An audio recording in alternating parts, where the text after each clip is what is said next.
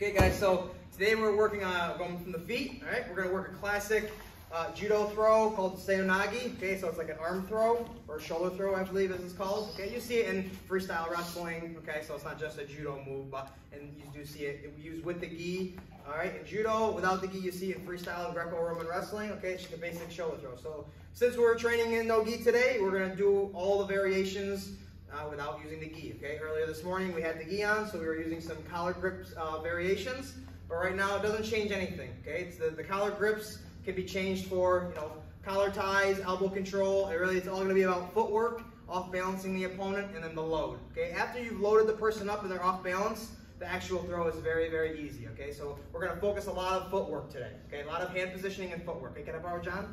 Okay? So we're going to start with the standing Seoi-Nage, okay? A little bit more standard, okay?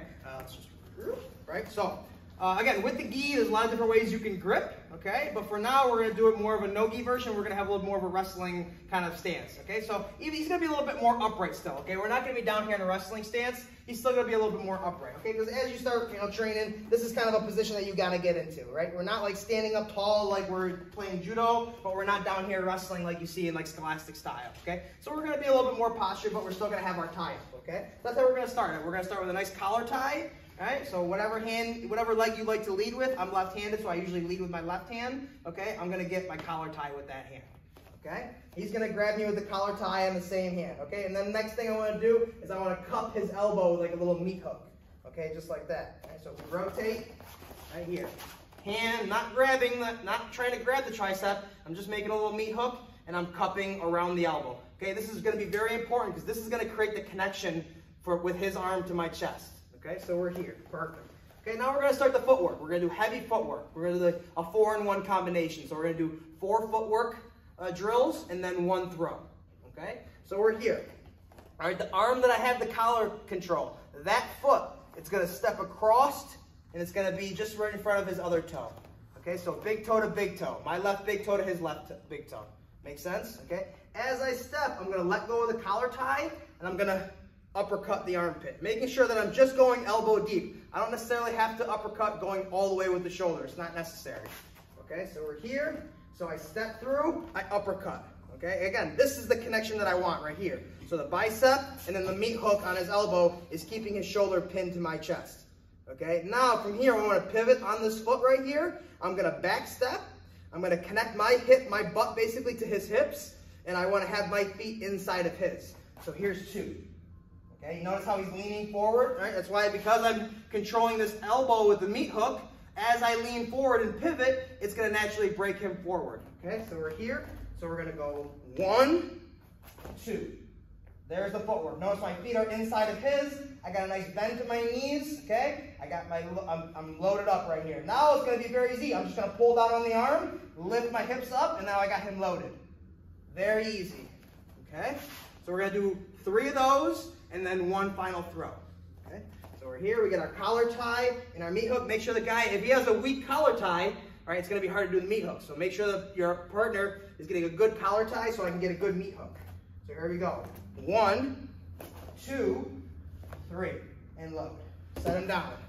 Come back, reset.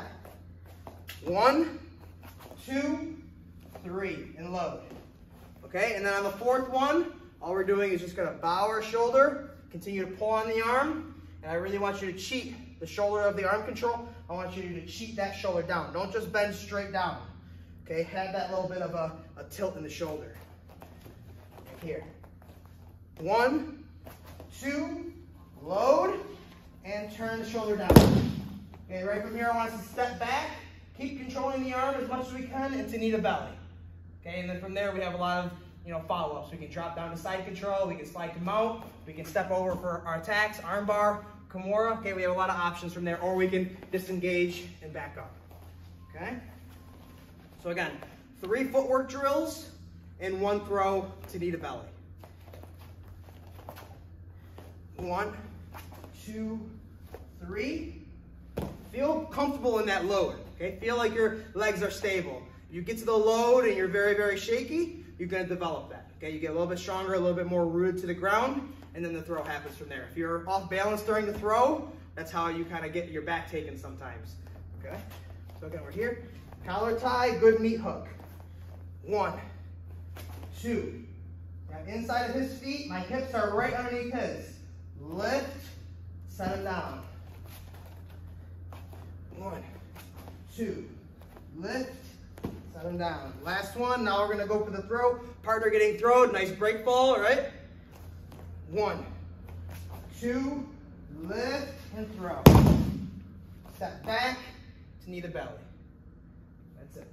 Keep that hand on the chest, keep this arm as best you can, and then we're from there, whatever happens. Okay? Any questions? Standing Seoi-Nage. 1, 2, 3. Okay, time. All right, cool. All right, so that's a standing, standing Seoi-Nage. All right, standing shoulder throw. All right, so now we're gonna kind of bring the posture down a little bit. All right, I'm gonna be a little bit more wrestling. You can still do this drop Seoi-Nage with a tall posture, okay? Especially if the person's like a lot shorter than you. Sometimes the drop Seoi-Nage works easier against somebody who's shorter because you're really shooting your body underneath them, okay? Instead of trying to just squat to get underneath their hips and lift, okay? So again, for shorter guys, the arm throws, it's easier because we're already starting at an advantage position. Our hips are a lot lower, so it's really a very small dip to be able to get underneath the person's hips, okay? But for a taller person, right, maybe the drop Seoi-Nage would work better for you, okay? But we're gonna learn it, okay? Footwork is the same, okay? I'm still getting my collar tie, I'm still getting my good meat hook, okay? I'm still taking my first step, okay? And I'm pivoting on my foot, okay? Now, the only difference is, instead of pivoting on my toes and ending up in a nice square position, I'm actually going to go past the person's hip. Okay, so after my first step is here, my second step is going to go past the line of my foot, and I'm actually going to put my knee on the ground.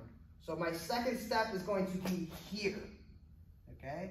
And then from there, I drop both knees to the floor. At this point, if I did it correctly, I should be behind his hips, okay? So, again, collar tie, meat hook, okay? Make sure this meat hook is really on the elbow. Don't go here.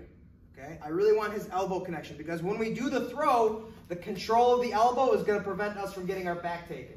Okay, that's what's going to help us keep him flat on his back while we initiate whatever kind of side control we want, whether it be a judo side control, which we're going to work into. Okay, but the big thing is keeping that elbow control. So don't be here. All right, don't be on the forearm. Okay, it can work, you can get the throw, but the control afterward, you're going to suffer a little bit. Okay, so try to go nice and deep to the little notch of your elbow, like little funny bone right there. I want you to really try to work to, boom, lock that in there. Okay, so the same thing, I go 1. Now the second step is going to be a back step, and I'm going to drop my knee where my heel is. 2. You see here? Now when I put both knees on the ground, notice how I'm past his hip line. Okay, as I create momentum, it's going to make an extreme amount of driving force down by his shoulders.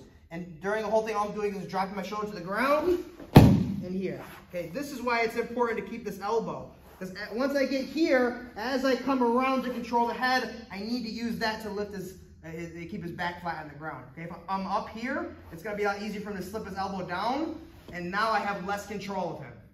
Okay, from here, this is where we start worrying about him slipping his head out and me getting my back taken. Okay, but if I get here and I have good control of the elbow, okay, it's going to be harder for him to start to take my back. All right, and that's going to give me enough time to loop the head and then adjust and really, really pin him to the floor. Okay. So this is a drop Seoi-Nage. As you do it, steps 2 and 3 become kind of a shooting. And so without anybody there, as you start to get more comfortable with the drop through, it goes 1, and then as I turn, I drop, and I bring my shoulder to the floor. Okay, that's what creates that like whipping force that really drops him down to the floor. Okay, so you need a lot less strength in your legs with this one because you're just using that little bit of momentum and then the whip. So if you get to the standing Seoi-Nage and you're having trouble lifting the person up, maybe the size difference is extreme, this one will help you a lot better because you're not trying to lift the person up. You're just shooting your body underneath them, and because you're controlling their upper body, they go head down. Okay, if they want to face plant, then they're going to face plant. But most of the time, person getting thrown, tuck your shoulder, do a nice forward roll. Okay, that's why we train forward rolls. That's why you train break falls. This is going to help you not face plant. Okay. So again, collar tie, arm control. 1, 2, you see? 3. Now from here, I'm just driving my shoulder to the floor. Wrap the head, and now we're right here. Okay? Because we're a nogi, if you start on the elbow, a lot of times it's going to slide a little bit up to the forearm. It's naturally going to happen. But if we start at the forearm, then we're going to slide up a little bit to the wrist. Okay, so that's why it's really important to try to get that meat hook on the elbow as best we can. Okay, so this is just the drop Seoi-Nage. Okay. Again, we'll do our footwork. Okay, 1, 2, 3, and then 4. I like to put all my weight on the shoulder that I'm trapping. I like to tripod my feet, and then from there I can swim my arm around, lift up the head, and now I'm here in my nice judo side control, or called Keisakatami. And this is the series that we're going to work next week, and we're going to figure out some control methods, some finishing holds. Okay, so we can have judo side control with the head or with the armpit. Okay, they both have good and bad. All right, not necessarily bad, but they all have their pros and cons, I should say. Okay. Drop Seoi-Nage. Okay, so we'll do one more slow. So do 3 nice and slow. Do the throw each time. This is less amplitude in it, so it's not as taxing on the body because we're kind of going down to the floor already. And then try a third one where you kind of blend the steps together and you turn 2 and 3 into a drop in. Okay, so if John isn't there, John's there, but we're not holding, I'm not holding onto him. I'm 1, 2, 3. See how I shoot my body underneath him, making sure that I'm past his hips. The connection to his upper body is going to create that whipping force to drop him to the floor. So do 3 step-by-step drop Seoi-Nages, and then do 1 and try to create that momentum. Okay, so let's say I just did 3 step-by-steps. Now I'm going to try 1 it's more fluid. Okay, so we go here, we go 1, 2, 3. Grab the head, and then finish right here. Not too worried about this part right here. This is, the transition from the throw to the judo side control takes a little bit of practice, okay? But try it. Okay, one more time. Control collar tie. Again, if he has a weak arm right here, if he's grabbing like my bicep, right? I would do a little something different. Okay, if he's probably by my bicep, if his arm is by my bicep, I would probably come through for like an arm drag position. Okay, so again, everywhere his arm places, it might make sense to do something else. So make sure collar tie, meat hook, 1. And watch the throw. Jumping into it. Right there. Okay? Drop Seoi-Nage. Questions? 1, 2, 3.